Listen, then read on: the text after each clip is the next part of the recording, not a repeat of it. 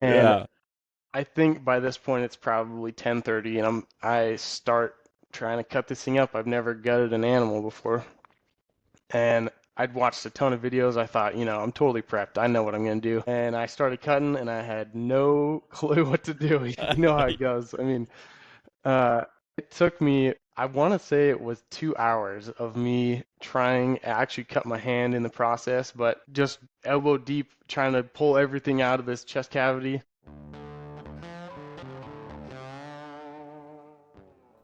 Howdy, folks, and welcome to the Hunting Stories podcast. I'm your host, Michael, and we have another good story for you today. Actually, several stories. Today, we hear from Jayke Tronson. Jayke is a listener who found our little survey, filled it out, and jumped on and was brave enough to share his stories with myself and, of course, with all of you. So, Jayke, thank you very much for reaching out. I really do appreciate it. For you guys, the listeners, thank you guys for tuning in. We'll get this thing started pretty quick, but please do give us a like, give us a follow, whatever you're listening to. I really do appreciate it. If you have any feedback, let us know in regards to our storytelling episodes as well as our sort of conservation news episodes. Love to hear from you guys. Let me know how we're doing. But that's it, guys. Let's go ahead and kick this thing off and let Jayke tell you some of his stories.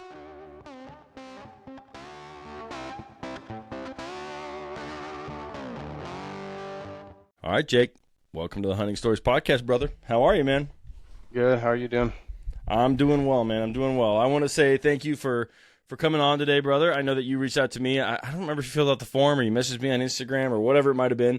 But I know I had to schedule with you and then cancel and then reschedule. So thank you for being here, man. Yeah, I really do no worries. appreciate it. That's what happens in Um, elk season. yeah, right. But let's do this. Why don't you set the stage, brother? Why don't you tell the people who you are, where you're from, maybe a little bit of background about yourself and your hunting career. Yeah, sure.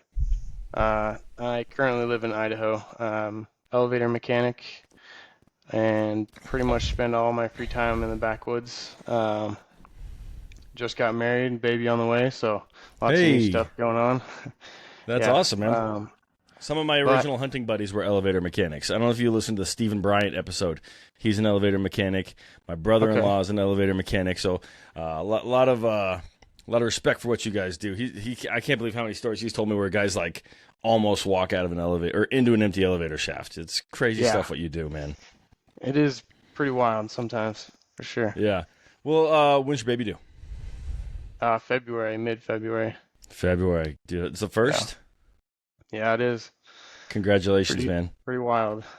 Congratulations. If you have it, if Thank you. you, I offer advice. I don't give it unless you ask for it. But if when it comes around, you have any questions, I'm here to help. I'm actually about to have my third in November. So Well, congrats to you, man. I yeah, appreciate dude. it. Yeah, but cool. Well, awesome, man. How long you been hunting? Um, I never really keep track of that. Probably coming on a decade, Okay. but more successfully the last probably 4 years. It's a long Yeah, learning curve. it is. Yeah, It is. So what got you started? If you've I'm gonna guess a decade maybe has you starting, in your teens. yeah. So right Okay. around the time I could drive, 16-ish.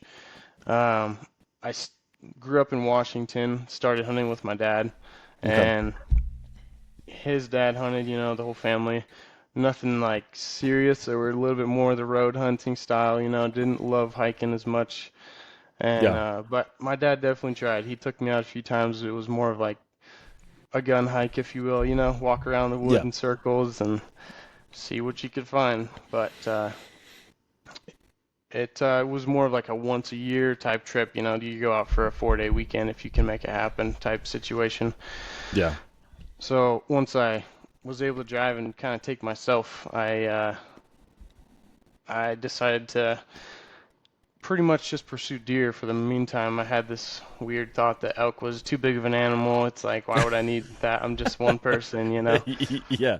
But now you got a family, so And now open up the doors, bud. Open up the doors for the right, elk. yeah.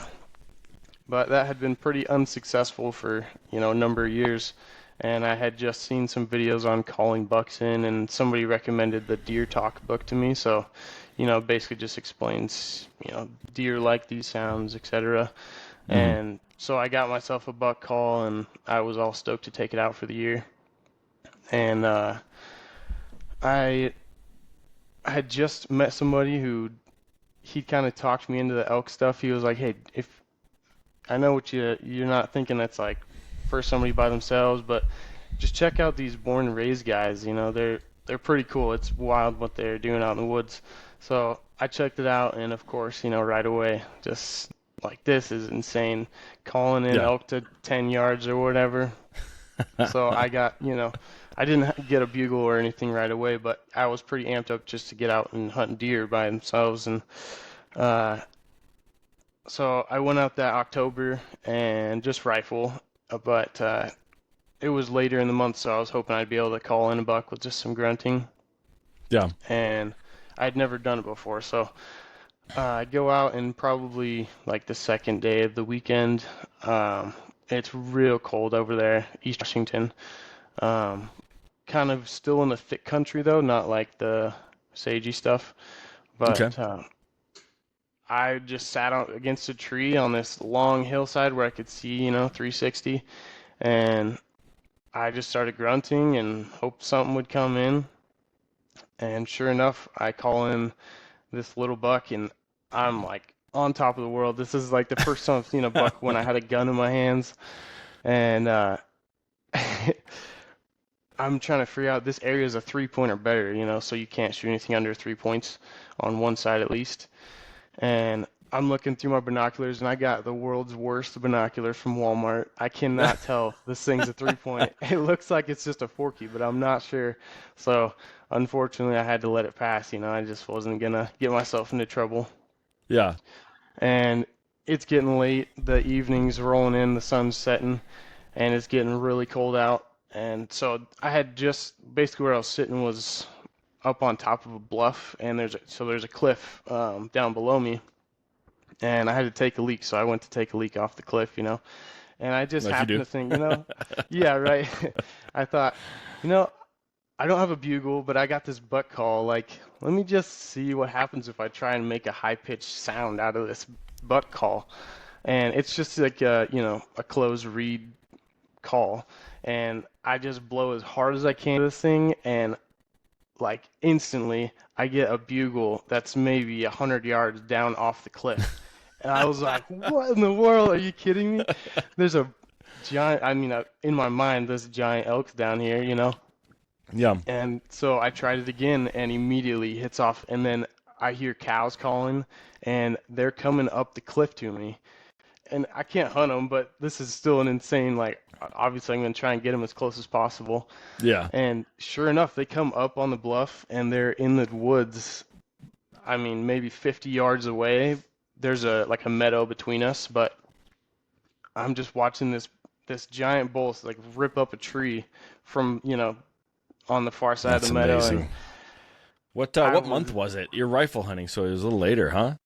yeah, it was late October, so Wow. I That's was amazing. real surprised. Yeah, it was really odd. But, come to find out in the next couple years, that area was a little bit more ruddy towards October than September.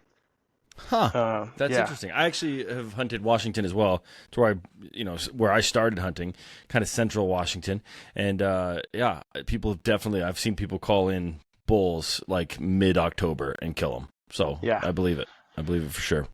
I definitely had wished I had a bow in my hand for sure, and a tag, but uh, that just started a whole new life for me.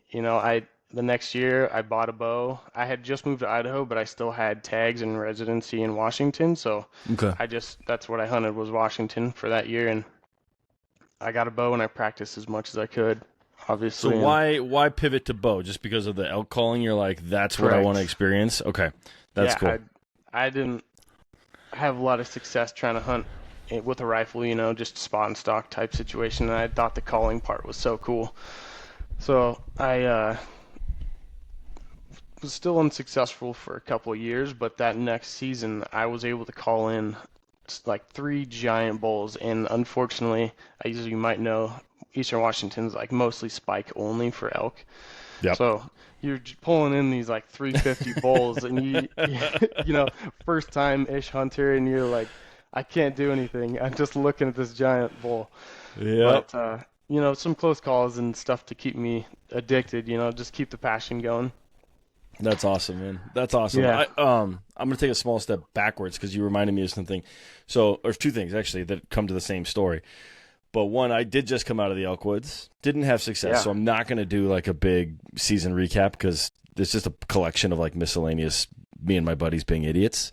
Yeah. But I want to share one of those us being idiots stories with you because you said you were pissing off of a cliff when you called in an elk. Yeah. And so I'm with my friend Robin, and the Wild Dispatch is his podcast. He's been on my podcast, I want to say at least 3 times, twice for himself and once for last year's Moose recap. Okay. And we're out there, and we're dropping down because we're here in bugling. So we drop down this hillside, drop down to this big valley, and we hear bugling.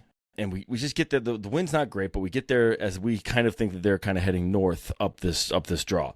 And so we hear cow calls, we hear calf calls. We're like, okay, cool. They're going on along this river. Let's go up on this kind of hillside up above them because we think we can actually move a little bit faster than where they were going. And like maybe we can get around them before they enter into some private that we can't get to. So we're cruising up there and we're hearing the cow calls and we're hearing the calf calls. And we're like, okay, this is great. We're pacing them. We're maybe even catching up with them. If we can keep doing this path, it'll be great. And then we hear this big bugle. And we're like, oh, shit. Did they cut off? You know, if they cut east, they run into some privates. We're like, oh, shit. So we sit down, and we're like, okay, they must have bedded in those trees because there's like one patch of trees, and that's where we hear the bugle from. So we sit down, kind of find this spot where it's a sheer cliff, and it's like a rock couch above this cliff. It was like really, really convenient and very comfortable to sit, and you could glass forever. And so we're sitting there and being like, okay, they probably bedded down in those trees. This is perfect. And then we start glassing. We're glassing for, I don't know, maybe 30 minutes before we realize that what we had heard was other hunters probably calling to the same elk we were tailing. So we let off their tail thinking that they had turned off that way and bedded, but we were just looking at these other hunters. So we're sitting there on the cliff. Gosh. We're like, oh man, we just stopped tailing these elk because we thought they had turned off and bedded. So like that sucks. Now what do we do? So we're sitting there and we're like, well, we're kind of game planning and we're watching these guys with binos and then they've got their decoy and they're all set up to basically hang out all day. But we're not hearing anything other than them and we can see them calling, so we know it's them. And so my buddy's pissing off the cliff. Just like you, right? And he's Yeah. sitting there and he's like, I was like, what if they looked up here right now? He's like, well, they'd get quite a show. And I was like, why don't we give them a show? So we're like, all right. Oh, yeah. So what we do is he's got a digiscoping system. So we put his phone onto his binos, and then we put my phone so it's a camera facing us. And our brilliant plan, and this is just stupid, but we had a great time. It makes us laugh. Is that we are going to call, because we've been silent up until that point, to get them like really excited. Like do a couple cow calls, like ooh, ooh, ooh, and get them like paying attention. And then we're going to rip a bugle. And when they pull their binos out, my buddy was just going to drop trow and moon them. Oh, nice. Yeah. So we recorded the whole thing. So we get the camera on us, we get the camera on them, and I'm eyeballing them, and I'm like, okay, go. And so meow, meow, meow. And all of a sudden we see them like perk up, like ooh, we hear something. Like and they're getting obviously excited. And the guy brings his mouth call in, and I'm like, he's about to call, and meow, and the guy's down in the draw call, and I'm like, okay, I'm like, rip your bugle. They're about to bring their binos out. So he just starts, and he just throws his pants down, ass out over my shoulder. I can't see it, but his ass is out. And I'm just watching these boys. And the one guy that's standing looks at his buddy. He's like, should I get my binos out? And his buddy's just like, no, don't get your binos out. And he's like, why not? I can see him. And he's like, why not? And he's like, it's just someone's ass. Like what I'm assuming. And the guy just starts laughing at his buddy because he's just staring. You know, we're probably, I don't know, 280 yards or something away, just up this cliff that they'd never look up if they didn't hear a bugle. And all they got was 2 big white cheeks. So that's my story for you from my recent hunting season, which you reminded me of because you were pissing off a cliff. But yeah, That's pretty good. Not really a hunting story, but we laughed about it for days, which is, you know, any positive morale you can get in the woods, the elk woods specifically, is good. So Definitely. And you gave those guys a story for life. that's what we're thinking, right?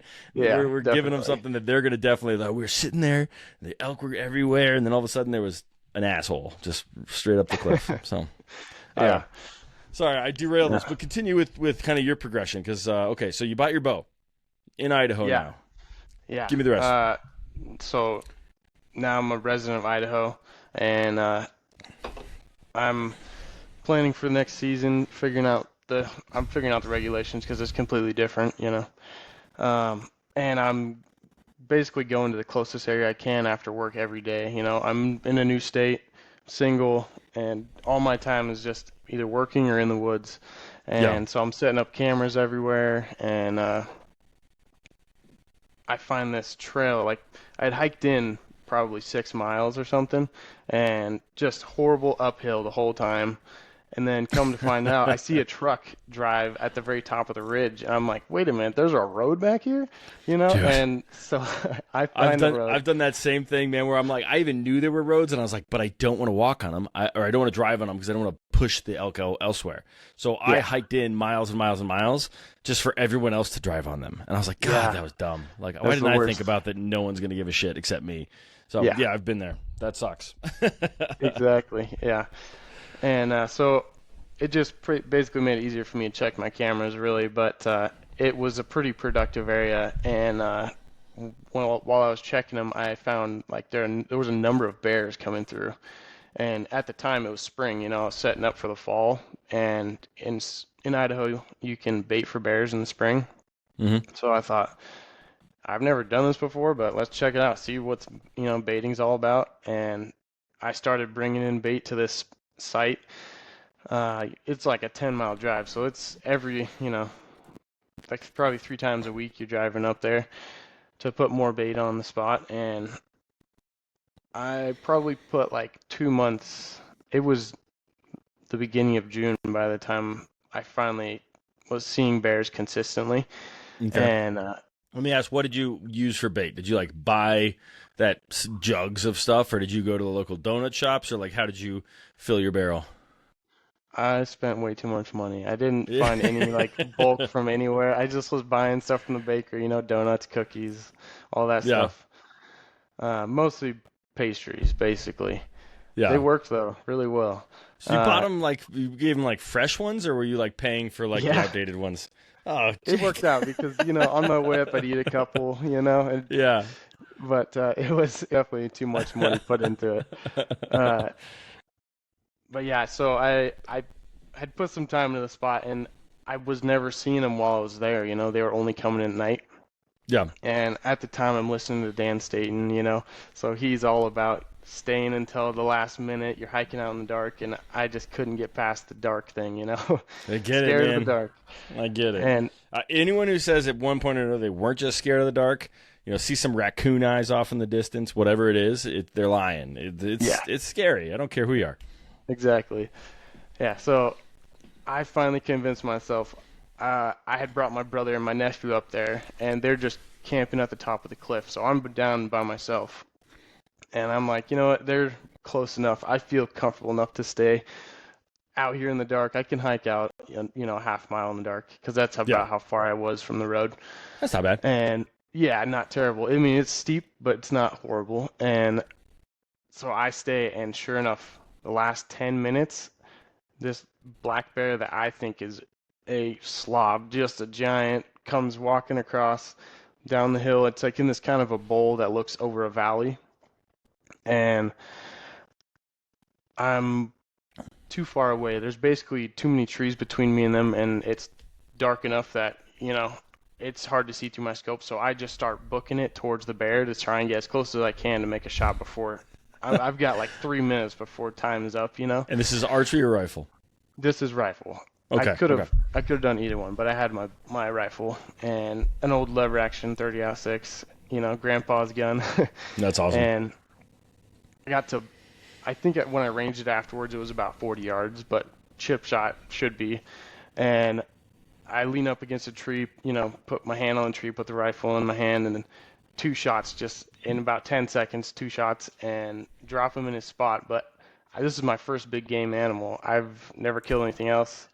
So I'm like, I know I saw it drop, but number one, it's a bear, and it's dark by this point completely. It's 10 o'clock at night because that's 10:05 was the last shooting light, Yeah, and So I'm like, I'm just gonna go back up and get my brother to come with me because I'm not gonna walk down there by myself. Smart, Yeah. smart.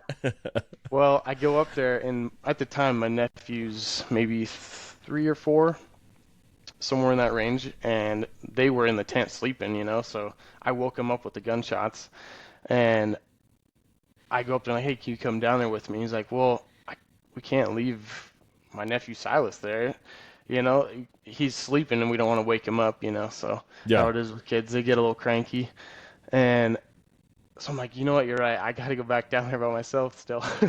So I go down there, but this time I brought like a speaker box from my truck, a Bluetooth speaker box, and Yeah. I'm just playing the loudest country music I can. I go down there and I'm making all the noise, yelling, screaming, and Yeah. I think by this point it's probably 10:30, and I start trying to cut this thing up. I've never gutted an animal before, and I'd watched a ton of videos. I thought, I'm totally prepped. I know what I'm gonna do.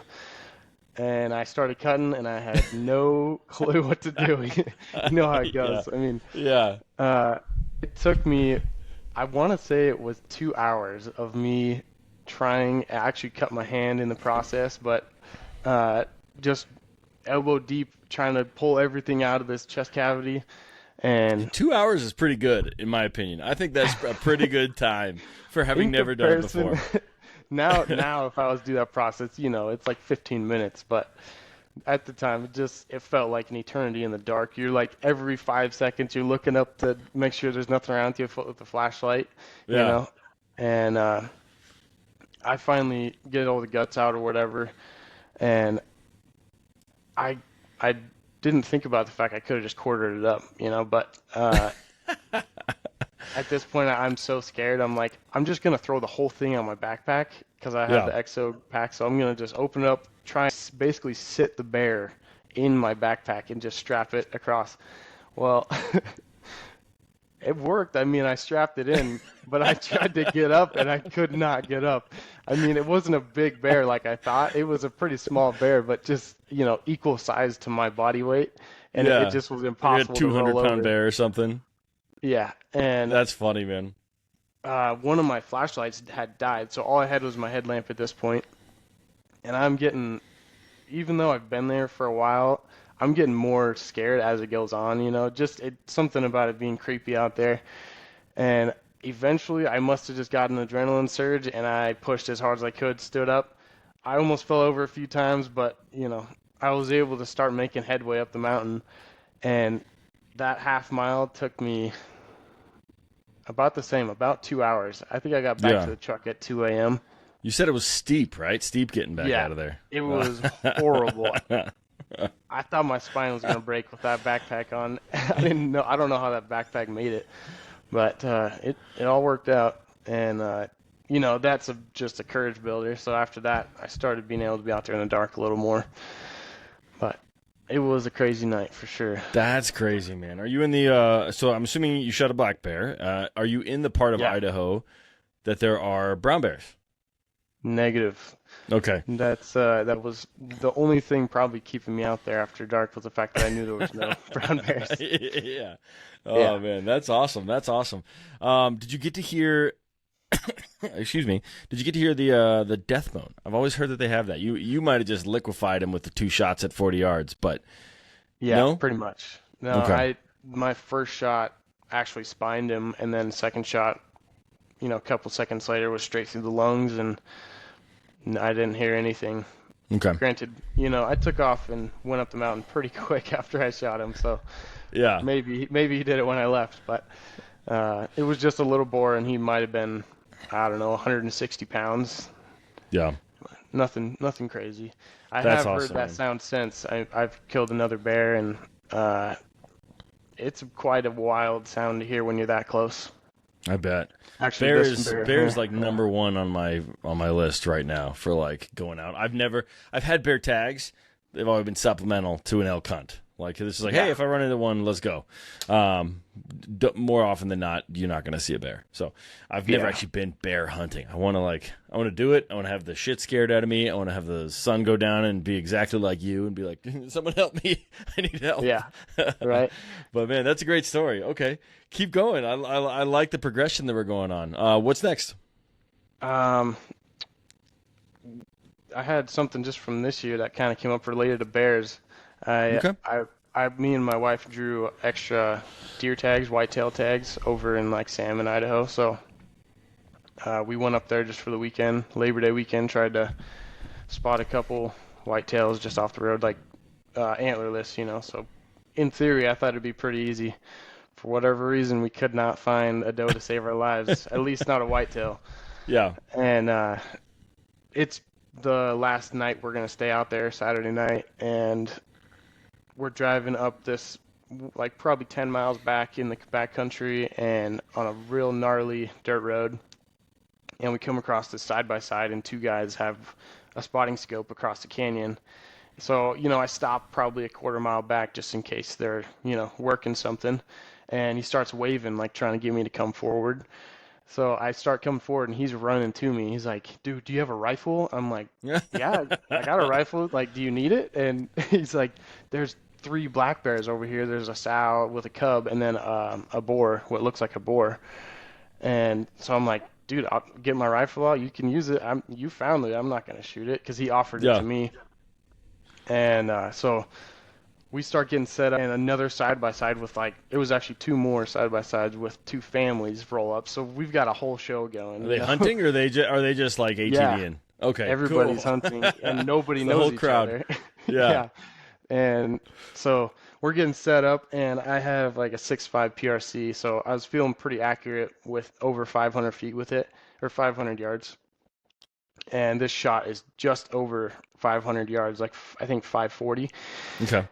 And this guy's never shot my gun before, but starts getting set up, and he takes the first shot, and it looks good. It looked like it hit it just behind the elbow, kind of where you do that classic heart shot on a deer. Yeah. And so that bear rolls and starts tumbling down the mountain. Well, he catches himself in a bush, and then he gets up and starts walking up the mountain. So we're like, shoot, we got to get another bullet in him. And basically, we had to run up the road to get a better shot angle because he went behind some trees. And I think it was end up being 4 shots into him before he was dead. Yeah, it ended up being it would have been a Texas heart shot, but he was going uphill so hard that it was kind of through the line, if you would. And he was dead. I was instantly. curious if more people actually use that term, the Texas heart shot. But that's funny. Yeah. All the way up in Idaho, you guys got the Texas heart shot. All right. Yeah. For those who don't know, that's a shot right up the pooper. So. Yeah. I was kind of glad that wasn't what actually happened. It would have made a mess. But we're celebrating, because we're a bunch of guys who didn't know each other. We're like introducing ourselves after the fact, and couple of cool guys from Coeur d'Alene. And cool. I'm like, hey, so are you gonna take the meat? Because in Idaho you can take the meat or leave it, but you have to take the hide and the skull. And he's like, no, I don't do anything with the meat. So I was like, well, I'll help you pack it out if you let me take the meat. And so sure enough, we go up there. I mean, it's after dark at this point, but we go drive around the canyon and hike down from the top of the ridge. And I think we cut him up in like 2 hours, and it was a late night, but well worth it. I didn't have to tag a bear, but I came out with, a full cooler of meat. Even That's though amazing, we didn't find man. any deer. Yeah, it was pretty cool. I love the camaraderie in that story. Like, you often hear of like hunters being like, "Oh, I didn't see nothing," even though they know there's a herd over the next hill. It's cool that everyone was working together. Like, "Hey, you got a gun? Yeah, here, take my gun." Yeah, that's what we were saying. I kind of love that. It's cool. Like a lot of times your interactions with other hunters isn't exactly, the most friendly. So it was cool I'll tell you what, man. know some guys. As you can imagine, every interaction I have with people in the woods is always friendly. Whether or not they're being honest about what they've seen is irrelevant. But like, I try my best to just be as kind and friendly as possible. And people, it's funny. My hunting buddies are like, "Why do you have to talk to every hunter that we run into?" And I don't know why, but I just like feel like I need to have a conversation with everybody. But that's Right. cool. I love that, and I love that he was able to put the bear down. And I don't know if I'd just shoot someone else's gun over 500 yards, but good on you guys. I know. I was very impressed. He was pretty good. Yeah. It was a a whole process because I'm sitting there having to do the dial dope sheet and everything because he doesn't Yeah. know my dope sheet obviously, but yeah, Does he? So he was maybe archery hunting something. Is that what's yeah, going he on? was Okay. archery hunting for elk, yeah. Okay, gotcha. So And they then his had no bear tag rifle. is whatever method of take. Right. That's cool. Yeah, That's it awesome. worked out. Yeah, What do you think of but bear meat? I've still yet to have it. it does vary from bear to bear, like some people would Diet. tell you. Yeah, Yeah. and the couple of bears, the 3 bears I've killed, they've all been grass diet, like high mountain, mostly grass and berries when I open up their stomachs. So they've tasted pretty good. It's like an offshoot of beef kind of, and it's Okay. my favorite. I had a year where I killed an elk, a bear, and a deer, and had a family barbecue. And the bear was the first thing gone, the elk, and then there was like a handful of deer left. So deer was the least favorite, it seems. Interesting. But yeah, Interesting. Yeah, I've always heard great things. Like I think it's Stephen Ranella says it. Like if you look at a lot of the like frontiersman literature, they would shoot deer and elk for their hides because it makes great clothes, but they would shoot bear to eat because it's just tasty, yeah, especially if they're eating berries and stuff like that. So that's cool. definitely. I try to preach it because there's a lot of people that don't take the meat in Idaho because you don't have to, and I No, love it. I mean, everybody should try it for sure. that's interesting. Yeah, Idaho is. I got a buddy, Eric Boone. He's been on the podcast. I don't even know what episode. It was one of my probably first 50. He baits out there, and he's invited me out a couple times. So, what neck of the wood are you in Idaho? Maybe if I get out there, we can grab a beer. Yeah, I'm just outside of Boise at the moment, Okay, so cool, I kind of hunt everywhere, but I'm local to Boise. cool, very cool. All right, Yeah. well, what else you got, man? Let's keep them coming. This is fun. Yeah, I got my favorite elk story. I mean, it's the one that's above me here, and Tilt the camera up a little bit. I can only see the skull. I can't see the horns. yeah, That's a good it's a bull, five dude. point. Yeah, nothing insane, but it's got some good mass. He's real symmetrical. Other than maybe the brow, like one of the brow tines being a little bit shorter, he's super symmetrical. That's a beautiful bull. Yeah, from the side he does look a little different. He's not Okay. quite symmetrical, but as the points go, yeah, definitely. Nice. Okay, well, let's get into it. If your favorite story, I'm excited for this one because you've dropped some good ones so far. Yeah, so it kind of starts on bear hunting. The spring I had killed this bear that's behind me, and it's a giant bear. He's like squared out at 6 foot, but he's super wide, so just a nice rug. And that season I was baiting again, and I had like 9 bears on my baiting site, so I was all amped up about it. And my uncle had heard, so against my better judgment, I agreed to take him and his buddy out to my spot um, during elk season. And this is like late September. I think it was the third week of September, and I had already hunted basically the whole month prior, and I was like wore out from hunting. I had tons of interactions. I was doing really well, Yeah. but just couldn't close the distance. They winded me or whatever it ended up Yeah. being. And I had this last pin I really wanted to try, but it was above it was kind of surrounded by a bunch of private land and hard to get to. And so the last morning of their bear hunt, we hadn't seen anything, and I was like, you guys can sit in this spot. I'm gonna go take off and just do one last hunt for the month. Um, so I take off before dark or before light, and I've got probably an hour drive down the mountain to get into this other area. And I hadn't ever scouted this spot before, but is one of those spots on the map where it looks like there's a bunch of roads that go out to this wilderness area, but they all kind of cut through private property. So you don't Okay. really know which ones actually connect out there or if they're blocked. And my theory was to get out there before light. But by the time I had gone up probably 10 driveways and been blocked out by gates, I think it was 9 in the morning when I got to the top of the ridge, and it was totally light out, starting to warm up. And my first spot I could pull off, I actually had a group of does come across the road in front of me, and with archery, um, deer is opens up about the same time as elk, you know. So I Yeah. thought, well, dude, this thing's standing right here, and it actually looked like one of them was wounded. So I thought maybe I'm just gonna take this doe right now and just get the meat, you know. Yeah. But as I'm sitting there, I'm literally drawn on this deer, and I'm like, I'm here for an elk hunt. Why would I kill a deer and a doe no less, you know? Did So, you have a doe tag, or in Idaho is it one of those like lesser species kind of situations where you can shoot a lesser species with a bigger tag? so I had a regular deer tag, and that Okay. works for any of the seasons. Kind of, there's more restrictions than that, but you know, it it can work if you're using archery early and then rifle later in certain Okay. units. Gotcha. Okay. Yeah, so I could shoot a doe at the time or a buck as long as it was archery. Um, and I decided to back down and just get back in the truck and go to this spot I knew I was going to bugle.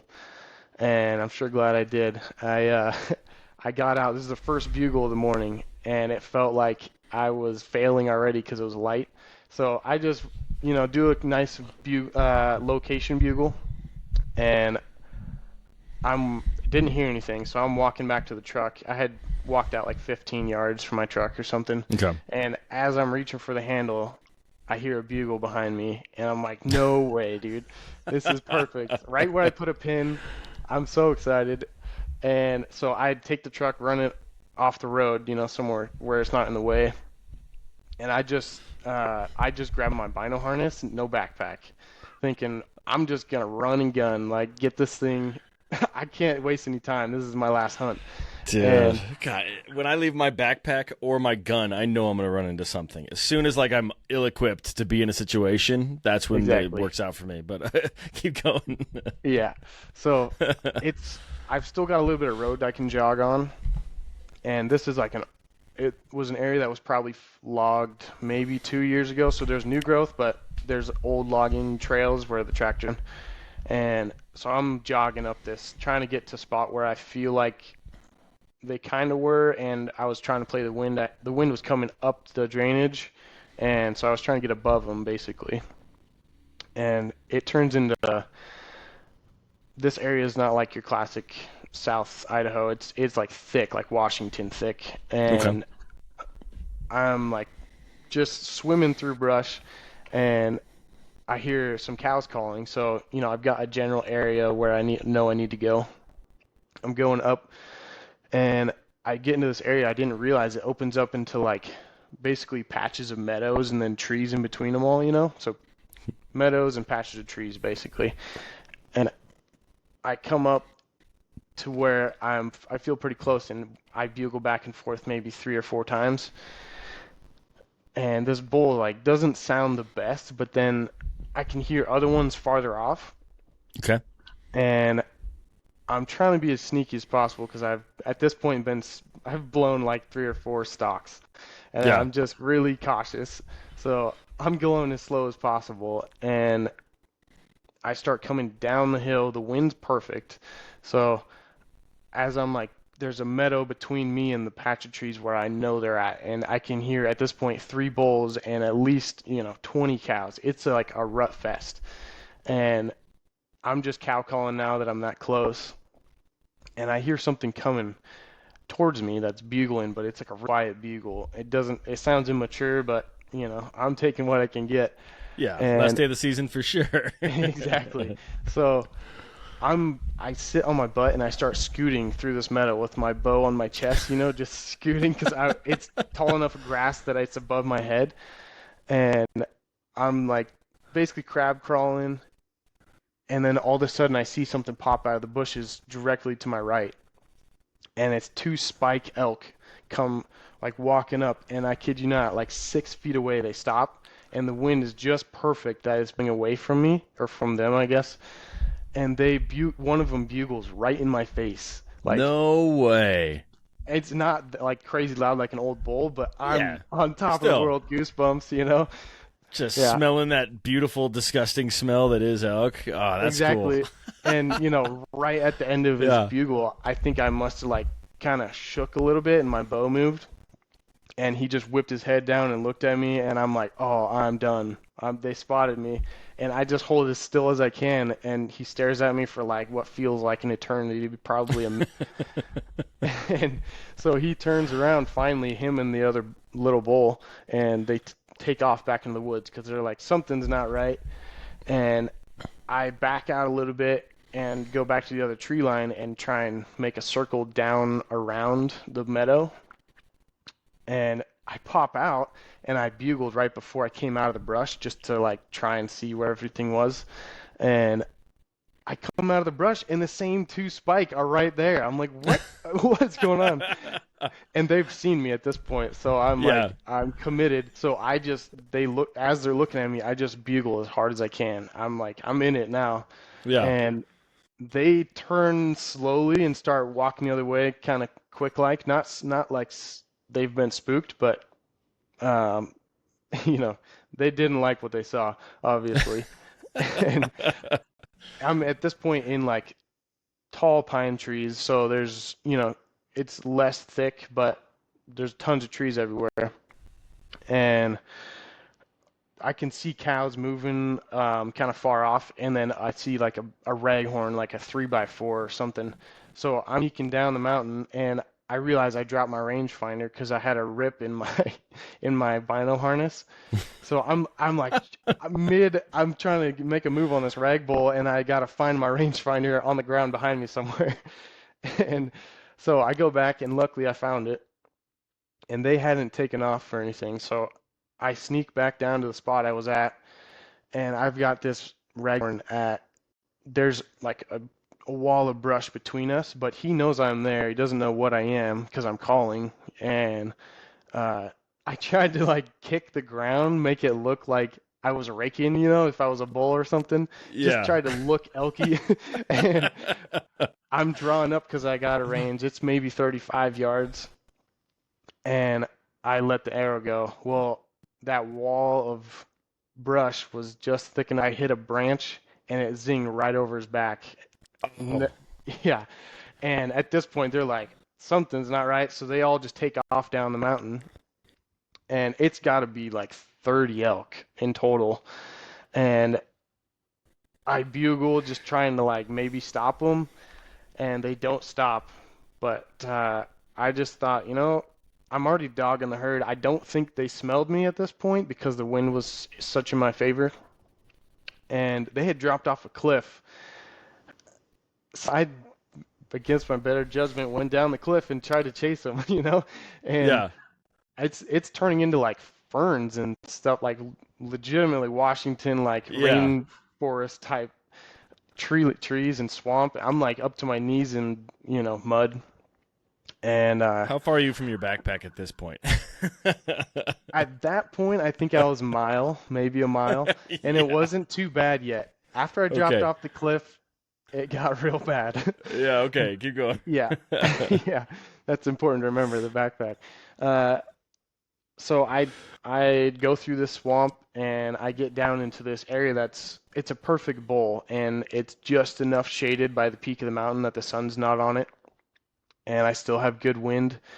But if you're facing downhill, the elk are over on the right, and I was thinking because of how the wind was going, I'm going to go to the left and try and just come straight across at them. And so I'm just as slow as possible, not trying not to be seen, make my way around to the left, and that raghorn bull is up above me on the ridge, and I start thinking I'm gonna make my way to that because it's the closest elk. But as I'm making my way, I hear what at first I thought was a wolf howling. It turned out to be like the oldest sounding bugle I've ever heard. I'm like, there's no way I can't chase that. It sounds like the most mature bull you could ever hear. It didn't even like have a high note. It was just like it sounded like a howl, legitimately. That's interesting. Yeah. So I'm bugling back and forth with this older bull, and I start cutting across this bowl, and it I come up to basically, if you were looking at it from the sky, it looks like an offset cross. Like there's a T of open area, and the surrounding is all woods. if that makes sense. And I'm at the top of the tee, and he's kind of adjacent at the bottom of the tee. Okay. So I, if I step out, he'll be able to see me at this point because he's in the opening. So I'm just bugling, trying to get him to step into my zone so that he's not seeing my movement, and he's just not coming to where I need him. It would have been like a 30-yard shot, and I had ranged it a bunch of times to make sure. Well, I start seeing him kind of turn around and start walking off, and I had heard Dirk Durham talk about this thing called the Weep Whiz Bang. I don't know if you've ever heard of that, Yeah, but it's yeah. basically like you just scream at him as hard as you can and start running and crashing everything you can. Make it sound like you're about to rock his world, you know? Yeah. And sure enough, he's walking the other way, and we have like a big pine tree between us. And I just run straight for that pine tree and rip a bugle and start raking this pine tree right between us with my hands in the bugle because that's all I have, you know? And Yeah. and he whips around and starts running back at me, and I'm looking to the right, and there's cows staring at me. They're like, "What is this thing?" You know, like totally confused. And he comes up. Well, I had ranged him at 30 yards. You know, that's what I had in my head. And he's, I don't know, 10, 15 feet from me at this point. He came running back, and as soon as he looked around the tree, saw him, you know, turn broadside. And I still had that 30 number in my head, so I lined my 30 pin up and just pulled the trigger as fast as I could because he was close. And he just drops immediately in Yeah. his spot and starts kind of rolling because it was a slight downhill. Well, I had spined him, so I Oh. just took out his back legs. His front legs were still working, so he's trying to get away from me, you know? And in that moment, you're just full adrenaline, so just shaking out of control. And I try to get another air out, knock it up. I pull back, and I don't even know. It just shot like 6 feet over top of him. I don't think I even looked to the peep sight. I'm Yeah. just like, you know, I'm like, okay, this is not good because I had previously shot a couple arrows, so I'm down 2 arrows. You know, I'm like starting to feel like I gotta get something in this, but I can't miss again. And so I calm down, you know, just take a second, even though he's suffering, which was pretty hard in the moment. Yeah. Uh, I take a breather, and then I line up on him, and double lung. He was dead after that in 10, 15 seconds. But overall, probably 2 minutes, and just I start bawling. I'm like, I Yeah. felt like I killed the biggest bull in the world, but at the same time, I felt like he'd suffered a lot. And it was pretty rough. I was completely by myself. So I'm like, I got nobody to tell anything to. You're just like, how do I, how do I express anything? And it was pretty crazy. I walk up to him, and he's just this thick mass 5 point. One side he's like, you could start to see where the six is coming out, but not quite. If I'd given him another year, he would have been a really nice bull. But you Yeah. know how it goes. You're Dude, just taking whatever. what you That's get. great. Yeah, That's a great yeah. story. Here's a But question I have for you. It goes back to the very beginning. You said you took out your uncle and his friend. Is that right? yeah, yeah, yeah. Okay. So you said I took them out to my regular spot despite my better judgment. What's Yeah. Give me some details there. Is it because of their character, or is it because of like you're just giving away a good spot, or what were you talking about there? Because I've been curious since you said that. Yeah, so I mean, it definitely blew up my spot in the end. The next year I saw 0 bears there, but they were just out of shape and drinkers, Yeah. they were road hunters. They didn't want to put in the hiking time, and it was fun to share camp with them. They're good dudes, just not Yeah. quite hunters. Neither of them had been hunting before, so Oh, okay, okay, cool. So yeah, they it were there was for the experience of just like camp and all that fun, which is great, and that's where I started hunting, and probably why I fell in love with it in the first place. yeah. But I've evolved to like the no more drinking, let's push and do some miles. So okay, that makes total Yeah. sense. I just wanted to ask that, but man, that's a great story for the whole thing. I love that you used Dirk's. What was it? The Weep Whiz Bang. Yeah, yeah. God, that's great. It was pretty crazy. In total, I'm in the middle of a rut fest for like 3 or 4 hours. It was pretty wild. Yeah. And God. I've all my elk hunting has been by myself, so I'm like trying to figure out how am I going to get out of here. I have no backpack, and my truck is probably 2 miles up through the thickest, nastiest country. And so I start like looking at the map, and I'm trying to figure out all those roadblocks I had ran into. It trying to get up there. It turned out was like a guiding service. They had owned a bunch of property out there, so they're the ones that put all those gates out. Okay. And there was a road right below me that was on public, but both sides of the boundary, like the public kind of came up onto the road, but the rest of it was private. So I was just trying to figure out how I could get my truck down to that road so I didn't have to hike up, you know? I mean, it was like 3/4 of a mile downhill to the road, Yeah. which, wouldn't be too bad minus the straight down factor. But um, it took me I ended up not cutting up the elk because I thought, if I start cutting it up now, I don't have my backpack or any bags with me. I just had my knife with me, so I took off back up the mountain without anything, just hoping I could get to my truck the way to that road and then cut it up before dark. And it took me until dark to find a route up there because all those roads were blocked off one way or another. Yeah. But I got there. I almost wrecked my truck doing it. I had to cross, like they had one part of the road was sloughing out, and they put a log across the road for you to put a tire on. And, well, I didn't see that log, so I just was going 20 miles an hour, hit that thing full bore. I broke the log, and my back tire is sagging off this slough, and I'm pinning it, trying to get up the road. Yeah. And I had a heart attack for sure. I had to pull over and stop for a minute to take a breath. Yeah. But I ended up packing that bowl out in 2 packs. So it was, Damn. I weighed it later, and it was like 160 pounds was my heaviest pack. That was the one with like the hindquarters and the head. That was a poor choice for sure. I wouldn't Both recommend hindquarters that. and the head. You didn't go front, back, and then throw the, Yeah, I was trying to get the majority out, so my second pack was just way lighter, you know? Yeah. And I tell myself I'll never do that again. Yeah. That's great, man. Well, that's an amazing story from like start to finish. So that was great. I know we're running a little low on time here. Do you have any more you wanted to share? I think I got one more that's somewhat shorter for sure. Okay, let's do it. Yeah, it's actually my first elk. It was the year prior to that, but kind of the same area. It was actually my bear spot, and I found this area on the map that looked pretty good. It was maybe 2.5 miles deep, and it was all uphill again. I gotta figure out how to hunt downhill sometime. No such thing.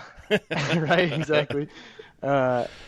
I get into this area, and I've been bugling all day. It's been real hot, and it's the afternoon, and I had heard nothing, so I was pretty discouraged. But it was August 30th, and so, still real fresh. I wasn't wore out per se, and I put another mile in, and I come up to this spot where it's like a pretty good drainage. The other side's maybe 80 yards, but it's deep, and there's water at the bottom. Or at least, a wallow, not really a creek per se. I couldn't get water out of it, unfortunately, but I get up there, and I'm on the edge of the drainage, and I bugle down there thinking, something's got to answer me. This is a beautiful area, and I don't hear anything, so I walk down another 30 yards, and I bugle again, and I rake a tree, and all of a sudden I hear what sounded like a bunch of elk kind of busting, like taking off up the hill. Okay. Well, I'm thinking, whatever, they've taken off. But I'm just going to bugle again just to see, and then try raking again. And I hear the same sound again. It sounds like elk taking off. Well, I realize it's an elk down there that's raking another tree. So it's responding to the raking, not the bugling. And so I'm totally excited. I start making my way down there. The wind was coming up the drainage because it was the afternoon. And as I'm making my way down there, I'm looking, and I can't really see anything until I get to the bottom, and I see there's 2 elk One's a little bit bigger and like a 5x5, and the one I'm looking at, I can't tell what it is. It just looked big because it was my first elk I saw with antlers with a bow in my hand. It just, it looked giant. And I've got it's if I'm standing up the hill a little bit more, I've got a straight shot. We can see each other, and there's a giant set of bushes right below that. So I'm trying to be in the bushes and like just look through to see what the situation is. Okay. And I'm bugling because I'm at this point 30 yards away. I'm bugling and I'm ripping up the ground with my foot, trying to make it look like I'm an elk. And this elk is just staring at me. I can see him. He's right behind a tree, but just peeking his head out. So I take off my backpack, and I actually lost my rangefinder again that time. And this is before, so after that elk, I definitely got a new bino harness, but I ended Yeah. up losing my rangefinder. And I knew it had to be about 25 yards. It was close enough. Yeah. You get a feel for it. So I walk out in front of this bush as slow as I can with my everything knocked up, and I've got one tree between us. And so I go to try and pull my bow, and I just cannot pull my bow for the life of me. I don't know what's going on. It was all psychological. I just was like so wound up. I couldn't Yeah. draw my bow. So I just let down. I stepped back behind the tree for a second, and he's still just looking at me. The wind must have been good. And so I drop behind the tree, step out, and all I've got's a frontal shot because he's straight on to me. And so I'm like, you know what? I've seen this work well on some videos. I'm just going to go for it. So I take the frontal shot, and immediately blood everywhere. He Yeah. spins, takes off. I didn't really get a good look at him, but I knew blood was going everywhere. So I'm celebrating, like screaming my head off by myself, but still. Yeah. And uh, I actually, weirdly enough, I have no signal out there, but in this one drainage, I had like 2 bars of signal. Huh. So I called my mom and I was like celebrating with her. I'm like, you'll never guess what just happened. It's the first night I'm out here and I killed an elk. And uh, so I sit in that spot and I think I gave it like 45 minutes. And I walk down and just look at the first spot, where he was when I shot him. And it's like a massacre. There's blood everywhere. Yeah. And so I walk down a little bit further to see if I can catch the trail. And it's like probably chest high buckbrush and then like fallen logs everywhere. So you're like jumping over logs. It's pretty smoothing. And then all of a sudden I hear something moving ahead of me and I see an elk going up the ridge where I came from, but real slow. So I'm like, I don't know if that was the other elk or if that's him and he's just moving real slow because he's hurting bad. And so I go that direction, I end up, that's where the blood was. So I followed and it started getting, it was, probably quarter size drops of blood. And then I start kind of losing it. And he had taken off up the hill more because I spooked. Oh. Okay. And I come up. It's like a finger, and then there's a ridge off to even lower, and so I'm thinking he probably went downhill off the other side. So I spend like 45 minutes going off the other side of this ridge, looking for him, looking for blood, and I don't see anything. So I'm like, I've probably got 2 hours of light left, and I had only brought up maybe a liter of water with me, thinking that I could filter water up there, but there Yeah. was no water to filter. And so I'm running out of water, and I go back kind of where I came from, where I called from originally, and I found blood. I was like, so he went back the area I came from. That's kind of weird. I mean, it was thick enough that I had come in on trails, so, I'm thinking maybe he took the trail I came from, and I had found some bedding up above where they were. So I just start going up to that bedding spot thinking, if I sneak up on the bedding spot, he's probably up there. Yeah. Where he thinks he's safe. And so I get up there, no elk. And at this point, I'd gone probably 200 yards with no blood. And I just kind of followed tracks. And I'm scouring the ground. It was pinpricks of blood everywhere, the trail. But they were just hard to find. And I had like those, those leaves that are green but have red on them. Yes. Yes. Tons of those Yes. everywhere. So I'm like, Yeah. this is like hardcore detective work. I mean, I'm trying to figure this out. And on my hands and knees, I find like just the smallest piece here, and then another 30 yards that way, I find another piece here. And it was 4 hours of tracking and a Dang. half mile by the time I figured out where he had gone, and he like flipped upside down. I think what happened was I got a single lung shot Gotcha. and a jugular. So I think what happened was he just bled out, and he had like kicked over backwards while he fell into a bush. And I've never killed an elk at this point, so I'm walking up to a horse basically, and I got to be able to move this thing out of a bush by myself. And he's antlers first into the bush. So, I'm like, I don't know how I'm going to do this. I ended up taking me probably a half hour to get him drugged down like 5 feet into Yeah. what was as open of an area as I could get him. And, yeah, same kind of situation as that bear, because this was right after that bear. I'm like yelling. I'm part native, so I'm like doing some native, yelling out into the woods, like trying to just make noise. And I'm completely out of water at this point, Yeah. so I'm feeling the effects. My mouth's super dry. I'm like, my hands are cramping from trying to cut this thing up. It took me a good 3 or 4 hours to cut it up, and it's midnight at this point. Well, I finally get him like strung out on a log. I get all the quarters strung out on a log because there's no way I'm hanging them at this point. I don't have enough dexterity or basically strength. I was just delusional. I didn't realize it until I started walking down the mountain. Well, I didn't follow the trail. I was so out of it. I just started walking straight down. Well, I got myself into like just I don't know the exact plant, but it's like buckbrush. It's just taller than you by like 3 feet, and you like literally have to swim through it. And I've got my bow strapped to my backpack, and I didn't even take any meat with me. I just was like, I need to get water, so I'm trying to get back to the truck. Yeah. And it's 2.5 miles back to the truck.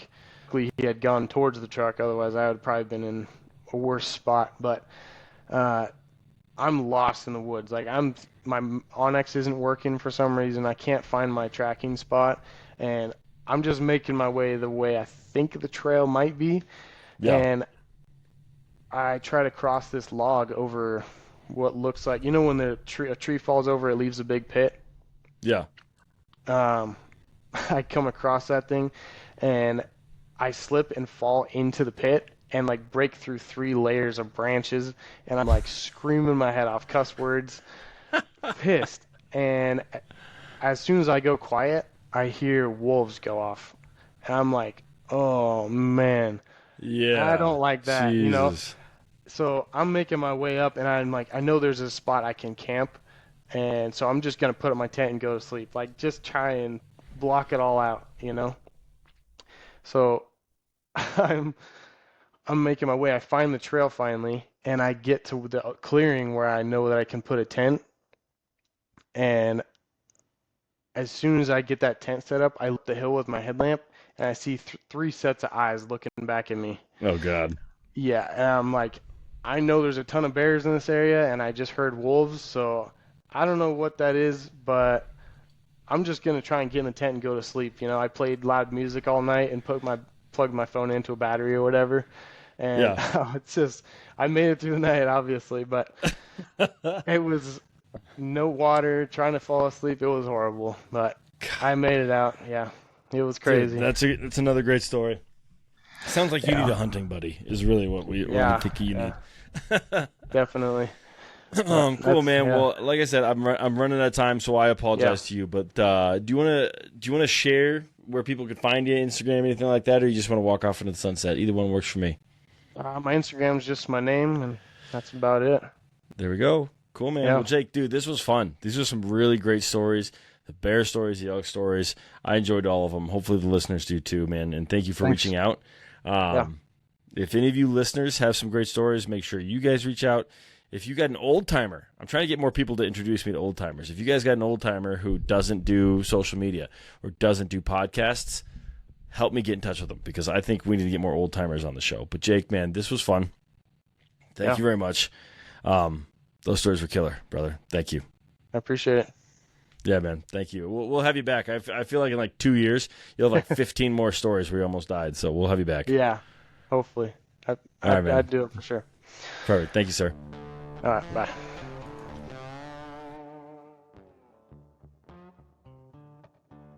All right, guys. That's it. Another couple stories in the books. I want to thank Jake again for coming on the podcast, being brave and sharing his stories with us. I did have to cut him short to jump off to another call, so hopefully we have Jake on again in the future, because I know I think he had a few more stories for us. As for you guys, if you have some stories, please don't hesitate to reach out. I'd love to hear from each and every one of you, hear your stories, and hopefully get you on an episode. But beyond that, guys, give us some feedback. I don't ask for this too often, but I'd love to hear how I'm doing, how I could be better, what you think of the storytelling, what you think of the news episodes. Any information is good information, and I would appreciate that. Beyond that, share the podcast with one person, please. Give us a review and a like if you haven't already. Now, that's it, guys. Thank you so much. Get out there and make some stories.